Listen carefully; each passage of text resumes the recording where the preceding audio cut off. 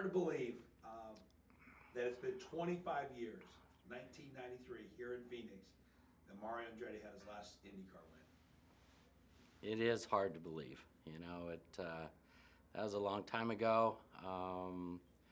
Mario was always the one that, when I was a rookie, which was 1983, he was the one, especially at the road courses, he was the one that I would follow out during practice. I'd wait for him to come by and follow him out and try to learn from him. So he was the one I concentrated on the most. When you say you wanted to learn from him, and obviously as a rookie, you have a legendary father, uncle, and so it's pretty refreshing when you say, I want to learn from Mario. What do you remember most competing against him? Just that he was so fast. Like I said, especially on the road courses, Mario was just brilliant. And when I say wanted to learn from him, where he was faster than I was on the track and why, and so was it under braking going into a corner, or was it through a certain section that he got through there quicker? And so once I learned where he was quicker than me, because most of the time he was quicker than me, I would concentrate on that segment of the racetrack and try to improve myself in that area. You've been around him for many, many years now. What's he like as a competitor with other drivers? You see so much different controversy in all of sports. Doesn't matter what sport it is, about how athletes are. But what was he like as a competitor and, communicating with other drivers? Well, Mario is still today a fierce competitor. And, I've kind of grew up with him, okay? Michael and I, we used to hang out together doing snowmobile trips because our fathers were into the snowmobiles and promoting them. And so there was time away from the track that we got to know each other.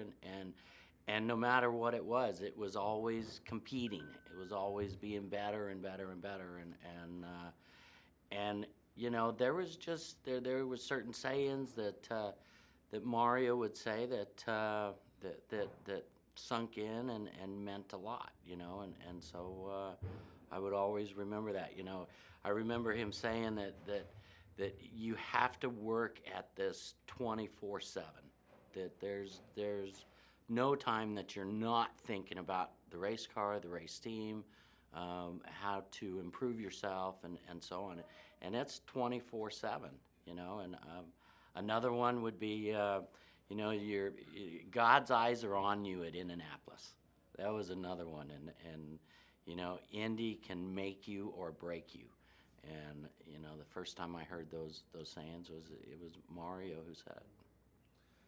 You've always been great with the fans, and that's sometimes not the personality of a driver. Although today it's very different. You got to be good with the sponsors, okay? You have to be at marketing, public relations, media relations, and obviously with the fans and everything. But he holds something very special from his walk to his smile. Well, Mario is very unique. I mean, there's only one Mario, and he's the last American to win the Formula One World Championship, and probably will be for quite some time.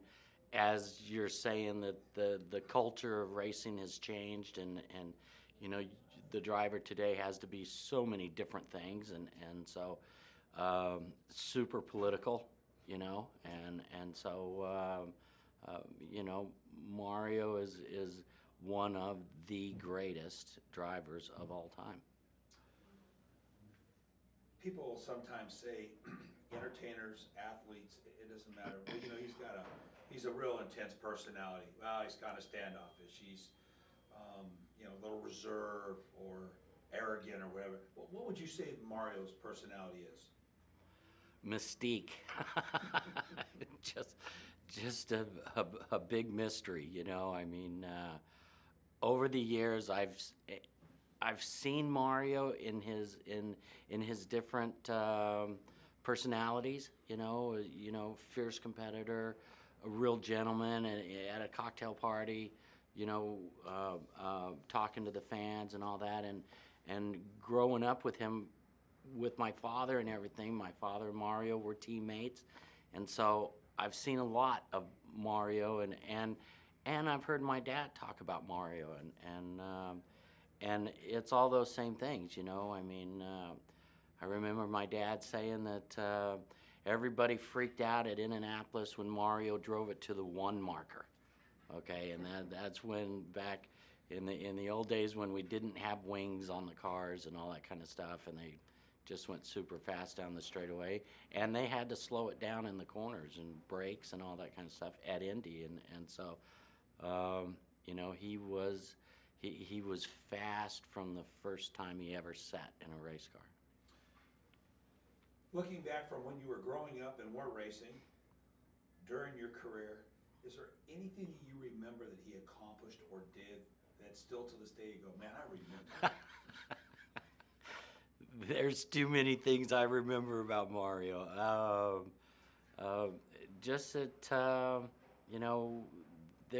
it all depends on where we're at. If there was a time that I spent at his summer lake house, between races, I had about, 4 or 5 days that we went, and we were on our way up to Loudon, and we stopped in at his lake house, and he goes up in an ultralight, and he's got 2 of them. He's got a double passenger and a single. He takes me up in the double passenger, and I'm all happy about this, and come down, and I want to get one, and he goes, okay, well, I can hook you up, and that sort of thing, and so later on that afternoon, he decides to go up in his single-seater. Okay, so Mario takes off in his single-seater, and now it's starting to get dark. A couple hours have gone by. It's starting to get dark, and we're wondering, where's Mario? I mean, he should be back by now, and lo and behold, right about then, now it's dark. Right about then, a truck comes in, and the ultralight is in the back of that pickup truck, and somehow the wing post broke or something like that, and he was like about 80 feet off the ground, and he crash landed this ultralight. I mean, so I think that was life number 8 out of the 9 lives, that Mario has, and so on. But and then you can get to here at Phoenix. He was just super quick around here. I remember testing, and it was in the early 90s, and the cornering speeds started going up dramatically right in that era. Okay. And I remember at the end of the test day, Mario coming up and going, it's the first time in my career I had to put on a neck strap, and I'm freaking out because I've always worn a neck strap here at Indy or here at Phoenix, and so for him to just put one on for the very first time, I just went, wow, that's strong. That's strong. Mentally and physically, he was man, fantastic man. One final thing, somebody over the last couple of days, I mentioned something about Elvis Presley, and they go, he is like Elvis Presley when he comes on the property. Yeah, I could, I've always said, when Mario enters the room, his aura enters first, before he does. When Mario is to come into the room, everyone knows it before he walks in there, and then when he walks in there, it's all good. And so, as far as being Elvis, my dad had the sideburns, so Dad was more Elvis.